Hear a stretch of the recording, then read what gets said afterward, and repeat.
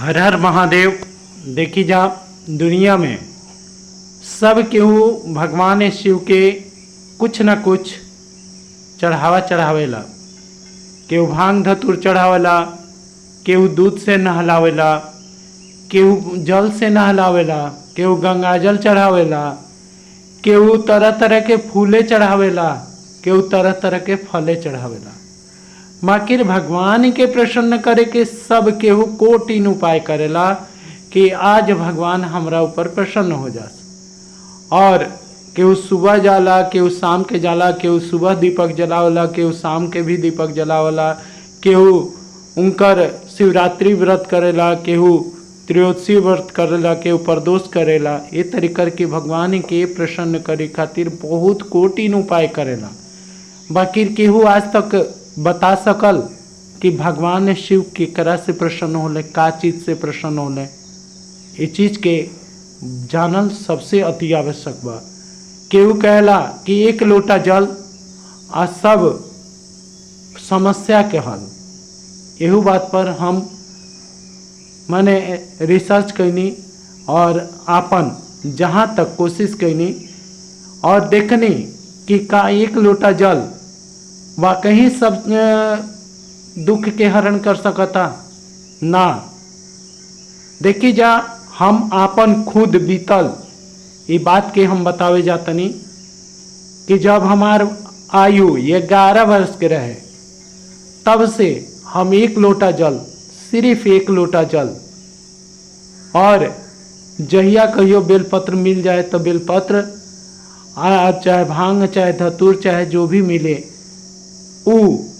नहीं तो एक लोटा जल तो हम नित्य प्रति 11 वर्ष की अवस्था से लेके आज हमार 50 वर्ष के अवस्था होके जाता तब तक हम जल चढ़ावत गईनी।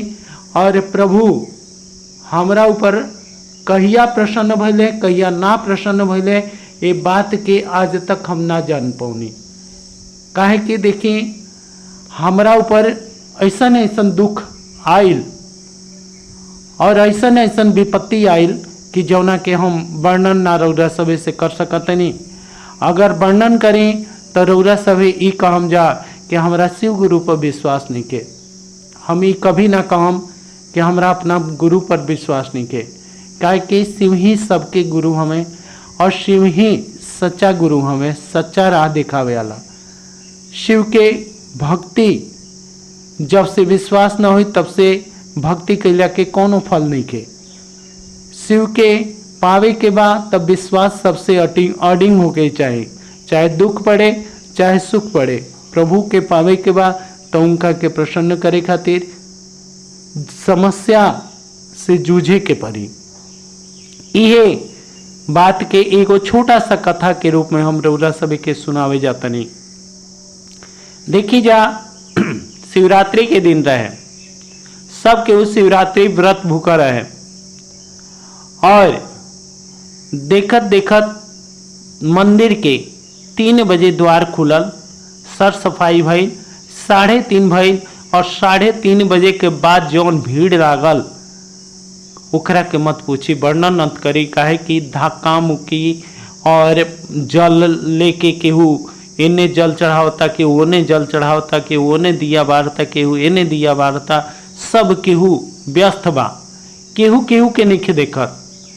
और वही सुबह भिखारी सबके जौन भूखा रहा सब बेचारा अन्न के और अन्न मांगे खातिर, बेचारा पानी मांगे खातिर ओइजा द्वार पर खड़ा जतना लोग आइल बा सबसे गुहार करता सा कि ये बाबू हम 4 दिना से भूखा बानी, ये बाबू हम 1 दिना से भूखा बानी, ये बाबू हमरा कि जल दे दा, हम तनी पानी पी ली, हम पानी बिना तरसा तनी। और ये तरीकर के जब जब व्रत आवे तब तब शिव जी के मंदिर के सामने खूब बड़ा पंडाल और खूब पंडाल में भिखारी के जौन भिक्षा मांगे वाला बाणे सा, जौन भूखा बाणे सा, दरिद्र बाणे सा, वाकई दरिद्र बाणे सा।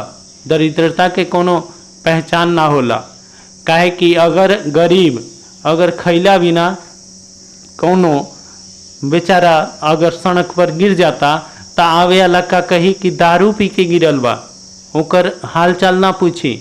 और उजे अगर अमीर दारू पी के भी गिर जाता तो ओकरा खातिर तरह तरह के एम्बुलेंस, तरह तरह के साधन सब बटोरे लगी कि अरे ई तो बाबू साहब हमार जान पहचान के हो, अरे ई तो फलाना आदमी हमें, बड़ा बड़ा आदमी हमें, और ई कैसे गिर गए, इनका कोनो न कोनो सदमा हो गई, कोनो न कोनो अटैक हो गई। उनका के पूछे खातिर गांव के लोग दौड़े लगी, सब केहू अपन अपन वाहन लेके दौड़े लगी कि जल्दी से जल्दी ला दवा, जल्दी से जल्दी हॉस्पिटल पहुंचाओ। पर अगर एगो गरीब अगर गिरल होके तो हम सबके चैलेंज देके कहतनी, सबके ई कह के निकल जाई कि अरे हो सकता इस साला दारू पियले हो की। देखी जा, हम जुबान बद जुबान कह देनी, ए खातिर हम क्षमा करतनी, बाकी इहे सच्चाई बा, जौन सच्चाई बा तौने चीज के हम बयान करतनी। और यही तरह ओइजा भूखा लोग के भी भीड़ लागल बा, सब केहू व्रत कैले बा, सब केहू का कहता, अरे आज व्रतो त्योहार के दिन यानी के चलावता स भिक्षा मांगे। अरे सब केहू भांग धतूर एक लोटा जल लेके आयल बा, केहू एक लोटा दूध लेके आयल बा, इन्हीं के कहाँ से दी केहू। अब ई बात के वो बेचारा सोचता सा, जानता सा कि केहू हमरा के भिक्षा ना दी, फिर भी सबसे गुहार लगावता सा। और देखते देखते ओइजा एगो खूब बड़ गाड़ी आके उतरल, गाड़ी लागल और गाड़ी में से फटाफट 6 गो 5 गो नौकर अइले सा और उ फटाफट टेबल लगौले सा, फटाफट टेबल पर चादर बिछल। और देखते देखते सबके उ जल चढ़ाव में मग्नमा। और ई जौन आदमी ओमे से निकलल उ फटाफट 3 गो गाड़ी और आके लागल, जौन की कहनी कि छोटका छोटका ट्रक रहे, जौना के हमनी के छोटा हाथी कहनी जा, ओमे भरपूर अन्न भरा रहे, कोनो में चावल भरा रहे, बनल चावल, और कोनो में रोटी भरा रहे, कोनो में रायता भरा रहे, कोनो में सब्जी भरा रहे, कोनो में मटर पनीर भरा रहे। और उ सब लेके उ बेचारा और ओइजा अपन लाइन में लगा के और सबके फटाफट थाली परोस के और नौकर चाकर के कह दिलस कि फटाफट जल्दी से जल्दी जितना लोग भूखा बा पहले सबके अन्न भोजन करावा। और जितना भिखारी रहा सब बेचारा लाइन में लागल, वो फटाफट केहू 2 गो रोटी, केहू 4 गो रोटी, केहू भात, केहू कुछ लेके जल्दी जल्दी बेचारा खाए में मगन बने सा। और सब केहू देख के कहता, अरे ई बुझाता ई कोनो अपना के दिखावता, ये अमीर आदमी बने के दिखावा करता। और केहू ई ना पूछलस कि वो की रहे। और देखते देखते वो आदमी फटाफट जितना लोग आवल गए, जितना भिखारी आवल गए, सब के भोजन करावते गईले। एजा तक कि सुबह से शाम हो गई, रात हो गई। और रात के जब 9 बजे भिखारी के लाइन कुछ कम हो गई, भिखारी आवल बंद हो गई ना सा, तब तक जब तक कि मंदिर के द्वार ना बंद भइल, आरती ना भइल, पूजा ना भइल, संध्या वंदना ना भइल, तब तक वो लंगर वहीजा चलत रह गई। और लंगर वो कह के गई रहे कि जितना भी लंगर होके सब व्यवस्था लंगर खैला वाला के खाना जरूर देवे के बा। और ये कह के बेचारा चल गए। और सब के वो ओकरा के हाथ उठा के आँख में आंसू ले दे और सब के वो ओकरा के दुआ करता कि भोले बाबा तो रौरा के प्रसन्न रखस, भोले बाबा रौरा के प्रसन्न रखस। ये बात से सब केहू बहुत अति प्रसन्न रहे। और जे वो दिना शिवरात्रि कैले रहे, कहता केहू कहता कि हमनियों के थोड़ा भोजन कर लेती जा। और सब केहू के गुहारू लगावत रहा सा कि जे केहू व्रत नहीं कैले उ मने आके भोजन कर ले। भोजन बिना प्याज लहसुन के बनल बा, व्रत वाला का ही भोजन बनल बा। और सब केहू ई कहे, अरे जे नइखे भूखल उहो कहे कि ना हम तो भूखल बनी। और ये कह के वो बेचारा लाइन में ना लगे, काहे कि वो एक भिखारी के लाइन रहे। और ये सोच के कि हमहुँ जाइम तो हमरा के लोग भिखारी कही, ये बात से प्रसाद से कोनो अथी ना रहे, परहेज ना रहे। और वो बेचारा ये कहल सा कि जे केहू भी खाना खाए चाहे वो भरपूर खाना खा सकता, और कोनो चीज़ के कमी होके तो बता सकता, हमनी के वो खाना के पूर्ति करम जा। ये तरीके करके ओइजा बहुत ज़्यादा लाइन लगल। और वो दिन से वही जब परंपरा बन गई कि जब कभी भी व्रत त्यौहार आवे वही जब भिखारी के लाइन लगे तो एक परी कोईजा एगो गाड़ी आवे और यही तरह भोजन की व्यवस्था वही बटे लागे। ये तरीके करके जितना अब वो गांव के और शहर के जितना भी भिखारी रहन वो दिना भोजन करे खातिर वो रोज पहुँचस। अब देखी जा एक बात, ई जौन पुजेरी रहन वो जाके प्रधान के बतौले कि जा ई रोज ई आवत रहे, रोज बांटत रहे और केहू सब जितना भक्त लोग बा वहाँ जाना के बड़ा परेशानी होता। ये बात पर प्रधान जी आके नौकरन के जितना नौकर रहा सबन के हाथ रोक देने, कहले कि ये जा भाई बाटल बंद बा, ये जा मत बांटा जा, कहीं और जाके जेकर तुहन जना नौकर हो जा उनका कोठी पर बांटा जा, ई हमारा देश बा, काहे कि हम प्रधान नहीं। अभी बात के सुन के सबके वो दंग रह गए और जे भिखारी रहे वो बेचारा कहने सके अरे महाराज जी रउरा सभे अपन पूजा पाठ करी जा, हमनी के तो भोजन मिला था तो भोजन तो करे दीजा, बाकी प्रधान जी काहे के माने जा, प्रधान जी तो प्रधान जी रहन और उनका से बड़ प्रधान जी ऊ रहन जौन पुजेरी जी रहन। और पुजेरी जी का रहन वो एगो, हम वो जगह के बात बताओ तनी कि वो एगो ज्योतिर्लिंग के वर्णन होता। ये एगो ज्योतिर्लिंग 12 ज्योतिर्लिंग में से एगो ज्योतिर्लिंग के ई वर्णन होता। हम ओइजा घूमे गए रही, तहाँ के ही कथा होता। और प्रत्येक शिवरात्रि के हमार जब टाइम लागेला तो हम ओइजा जरूर जाइना और ये तरीका के ओकर हम नाम ना लेम, काहे कि ई कथा के गुप्त रखे के हमारा आदेश बा और यही चलते हम ई कथा के भी गुप्त रख के और वो आदमी के भी नाम रउरा सभी के नहीं की बतावत।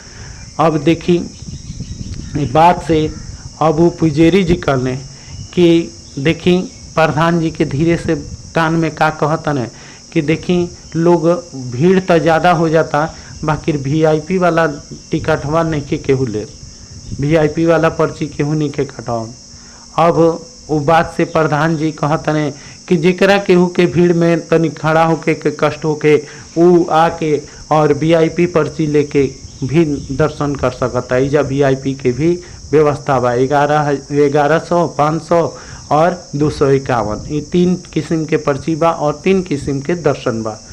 अब सब केहू जे कुछ अपना के ज़्यादा अथी रहे समर्थवान रहे उनका के समर्थवान कह दिया, काहे कि अगर ज़्यादा बड़ कहाई तो भगवान के अनादर होई, वही समर्थवान कहाई, काहे कि समर्थवान ही भगवान के वीआईपी कोटा से दर्शन कर सकता।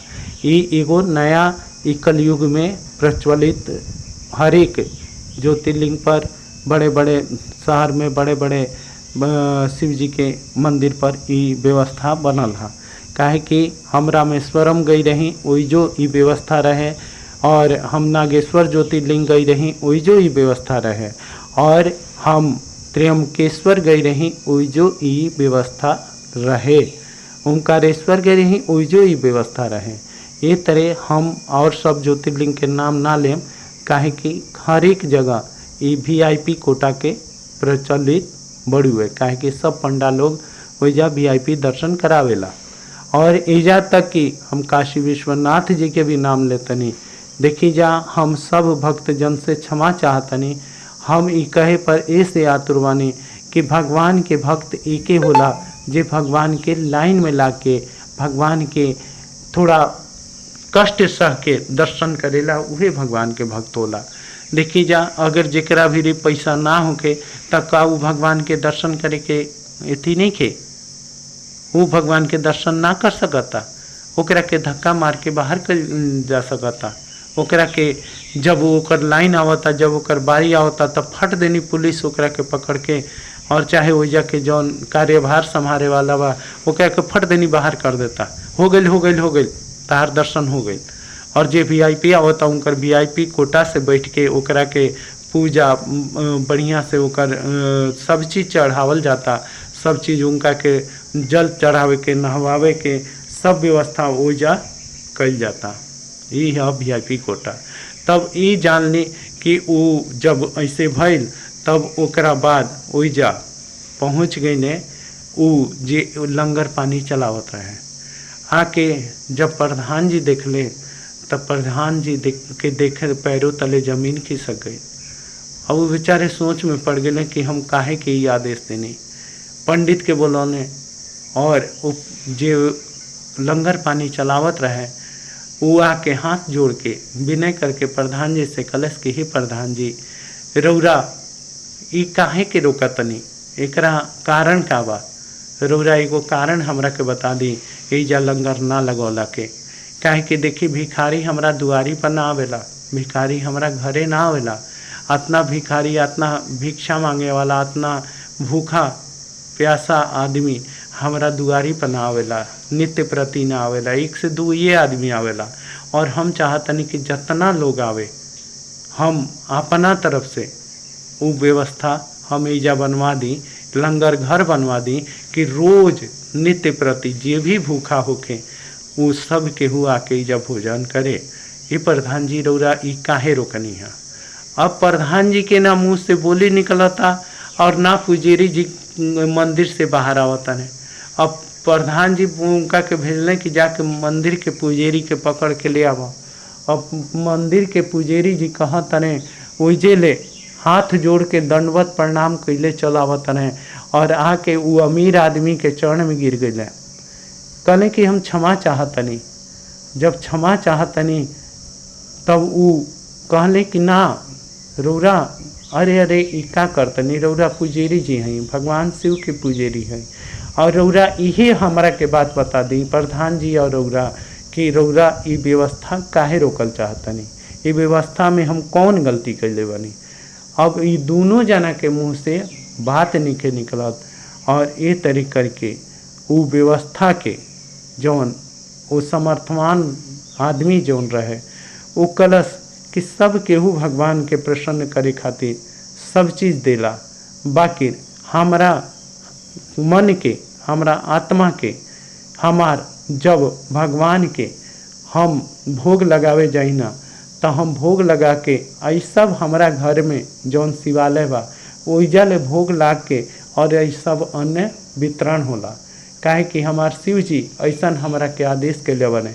अगर रौरा सभे हमरा के आदेश करी जा तब काल से हम एगो एजा लंगर के व्यवस्था करम और लंगर में निराहार जे भी होखी जे मने बिना प्याज लहसुन के और प्रसाद के रूप में जौन हमारा घरे भोग लगी उहे अन्न एजा वितरण होई।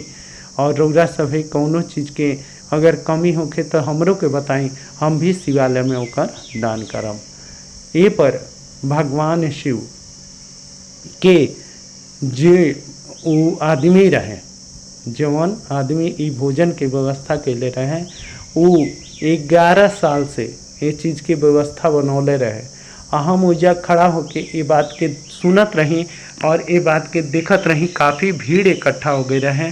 और अब वो एक बात पूछस कि रौरा सभे हमरा के मत रोकी जा, 11 साल हमार पूर्णावती हो गई बा और अब हम चाहतनी कि आजीवन हमार नाम पर ये लंगर चलत रहो।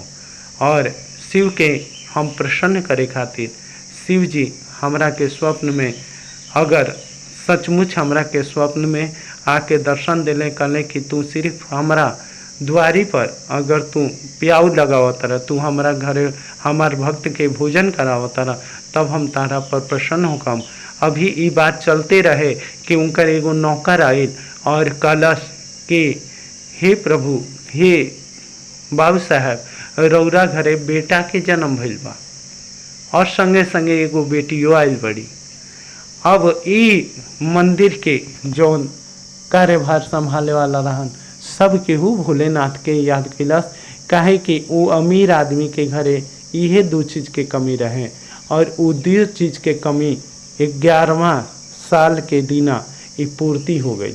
11 साल उनकर पत्नी और पति के विवाह के हो गए रहे। 11 साल में वो संतान नाथ के मुँह देखले रहन और जहिया 11 साल के ई पूर्णावती भइल तहिए उनका घरे संतान के उत्पत्ति भइल। ऐसे हम ई चीज़ के बतावल चाहतनी कि शिव गुरु सिर्फ एकरे से प्रसन्न होले कि केहू भूखा के भोजन कराओ, ना कि वो भांग, ना कि वो धतूर, ना कि वो गांजा, ना कि वो भांग, धतूर और गांजा और शिव जी के 1 लोटा जल और 1 लोटा दूध चढ़ौला से, काहे कि वो दूध भी वो नाली में चल जाला।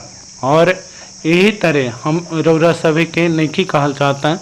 देखी जा रौरा सभे अगर कभी अमरनाथ गए कम जा तो हर एक जगह पर एक चीज़ के व्यवस्था ओइजा बहुत ज़्यादा होला, ऊ ह सिर्फ अन्न व्यवस्था, भंडारा सिर्फ चलेला। ओइजा कौनो शिव जी पर जल ना चढ़ेला, कौनो शिव जी पर दूध ना चढ़ेला, कौनो शिव जी पर भांग धतूरा ना चढ़ेला।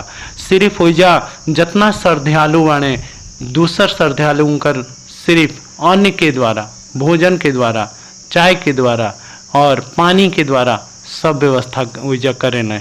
और ओइजा एक बात जरूर लिखा रहेला हर एक पोस्टर पर, भूखे को अन्न, प्यासे को पानी, जय जय बाबा अमरनाथ बर्फानी। और ये बात वाकई सच बा कि अगर भगवान शिव के प्रसन्न करे के बा तो सिर्फ भूखा के अन्न और प्यासा के पानी जरूर दान करी जा। जय शिव गुरु, जय गणपति भगवान।